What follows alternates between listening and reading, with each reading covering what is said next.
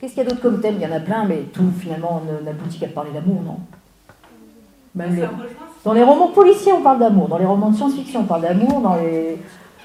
Tout le temps, sauf que l'étiquette n'est pas mise sur le... C'est pas écrit roman d'amour, mais ça parle que d'amour. À plein de sens du terme, ça on va en reparler.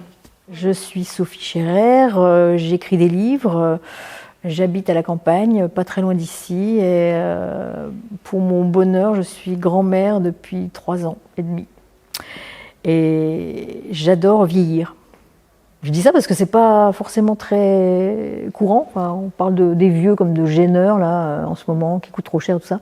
Moi, je trouve que j'adore pouvoir dire ça fait 30 ans que je fais ce métier et voilà ce que j'ai compris ou pas compris encore. Je me sens quand même toujours un peu débutante, mais j'ai traversé pas mal d'expériences, fait beaucoup de rencontres et ça m'a aidée. Je voulais faire un autre métier et je me rendais compte qu'il allait pas me rendre heureuse. C'était magistrate. Et je me suis dit très rapidement, en entamant des études de droit, oh mon Dieu, j'ai pas du tout les qualités nécessaires pour être un bon juge, et j'ai pas les défauts non plus. Enfin, entre guillemets, j'avais identifié qu'il fallait être quand même très docile. Je l'étais pas du tout à l'époque. Je le serais plus maintenant, mais ouais. Je voyais ça d'une façon un peu romantique. J'aurais pas été du tout un juge efficace, je pense.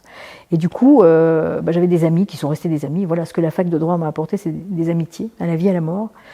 Et ces amis-là m'ont dit, mais en fait, ce que t'aimes, c'est écrire. Donc écris.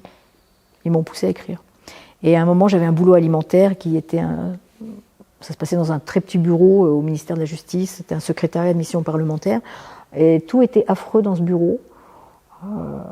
Il n'y avait une fenêtre, on aurait dit une cellule de prison. Les meubles étaient grinçants, je m'emmerdais comme un rat mort. Et puis, je faisais très vite mon boulot, parce que je savais être rapide et efficace quand il fallait se débarrasser. Et là, j'avais une rame de feuilles dans un tiroir, et j'ai commencé à écrire. Mon premier livre, c'était un livre très raté, mais qui n'a pas été publié, mais qui m'a aidé à démarrer. C'était un faux départ, quoi. Il a été refusé par 25 éditeurs. C'était un polar, c'était un roman policier. Si vous prenez un dictionnaire, vous vous êtes amusé à prendre un dictionnaire et à regarder la définition de amour? Non. Amusez-vous, hein. Moi, je l'ai fait avec un groupe à la prison, justement, il n'y a pas très longtemps. Et amour égale sentiment qu'on éprouve quand on aime. Ah. Et aimer, éprouver de l'amour. Bon, débrouille-toi avec ça. Rencontrer des gens qui ont lu un de ces livres, c'est quand même... moi, ça m'épate toujours, quoi. Je me demande comment c'est possible. Il doit sortir chaque année en France 130 000 livres différents. Hein. Tous les ans, il sort 130 000 livres différents. Alors, le temps de cerveau disponible des lecteurs, le budget disponible pour acheter des livres n'est pas en augmentation, hein. C'est plutôt en diminution. Et du coup, comment c'est possible? Alors, c'est presque un miracle, hein. La rencontre entre des lecteurs, même si c'est une lecture obligée, prescrite par le professeur, mais je ne m'habitue pas en fait. Je trouve ça dingue. Comme toute rencontre, hein, ça m'apporte de l'humain, du nouveau, une remise en question, être confronté à ce que j'exprime. Est-ce que c'est juste? Est-ce que c'est complet? Là, ça a duré 2 heures, donc c'était un luxe. Hein, c'est long, 2 heures, même si ça va passer très vite. Qu'est-ce que ça m'apporte? Ça me rend attentive aux réactions. Là, je voyais pas mal d'élèves qui faisaient comme ça, ouais, qui se regardaient, qui étaient très attentifs, quoi, vraiment. Voilà. C'est toujours bien, hein, de parler en étant écouté et puis de donner la parole aussi. Moi qui suis romancière, qu'est-ce que je peux faire? Écrire un roman là-dessus. En imaginant ce que pourrait être un cours d'éducation sexuelle, mais pas seulement sexuelle, affective, sentimentale, vraiment un cours complet sur les sentiments et les attirances qu'on peut éprouver les uns pour les autres, et puis donner le goût de bien aimer, de bien choisir son moment, la personne, et puis aussi de patienter, d'attendre quand on n'est pas prêt. Voilà, je voulais écrire sur tout ça. Moi, j'ai une fille qui me conseille énormément une fille qui a 33 ans et qui me conseille énormément de podcasts, et j'écoute des trucs, et vraiment, je trouve qu'il y a des émissions passionnantes, quoi.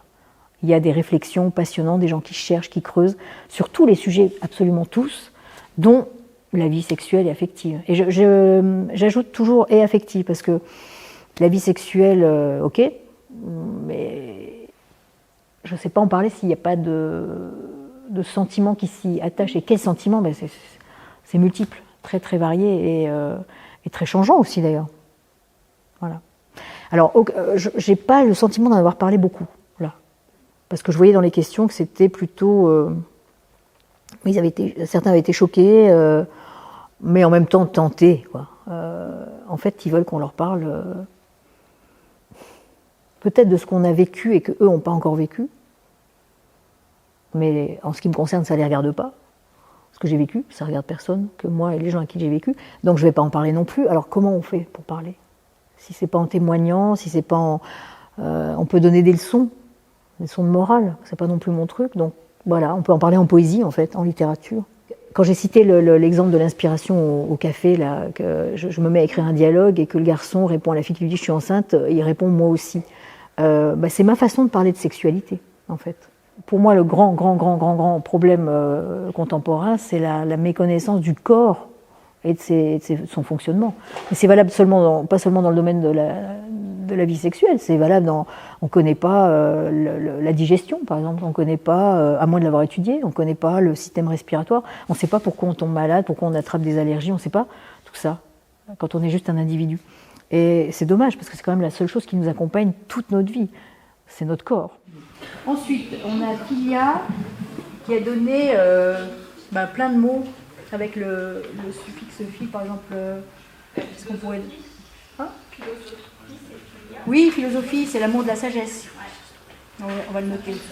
Donc c'est aimer d'une façon, comment dire, pas possessive. Donc c'est l'amour de la sagesse. Philia, c'est un amour sans idée de sensualité, si je peux dire ça comme ça. Alors l'étymologie, c'est mon dada. Peut-être un peu trop, d'ailleurs, je calme un peu là. Je me rends compte que tout le secret des choses n'est pas dans l'étymologie toujours, hein, mais c'est toujours intéressant.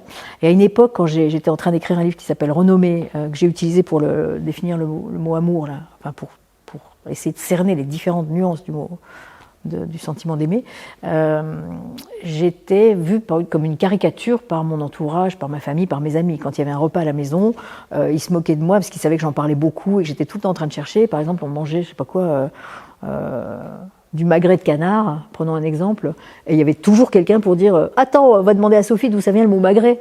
Ça veut dire quoi, magret ?» Quand je rencontre un mot nouveau, que je ne connais pas, ou dont je ne suis pas sûre du sens, ou dont je soupçonne qu'il a peut-être un double sens, ou un sens caché, un sens oublié, je vais vérifier. Je prends un dictionnaire étymologique. J'évoquais un atelier d'écriture que j'anime en prison. Quand on m'a demandé si j'étais OK pour le faire, j'ai dit à une condition, c'est qu'il y ait des dictionnaires pour chacun, quoi. Dictionnaire étymologique en particulier, mais pas seulement, dictionnaire analogique, des synonymes, etc. Tous les dictionnaires qui permettent de travailler sa langue, quoi, d'enrichir son vocabulaire et de travailler son expression. Je ne comprends pas comment on peut écrire d'une façon sérieuse sans dictionnaire. Moi, j'ai écrit les livres que je voulais écrire. Je les ai écrits, c'est fini, c'est bien, je suis contente, je peux arrêter, sans frustration. Maintenant, si j'ai une nouvelle idée qui me paraît bonne et pas faite par un autre, j'irai, mais ça ne me manque pas. Ça ne me manquerait pas d'arrêter d'écrire maintenant. Je sais que pour certains, c'est vital, ils veulent faire que ça et ne parler que de ça, mais vraiment, je ne suis pas dans ce cas-là.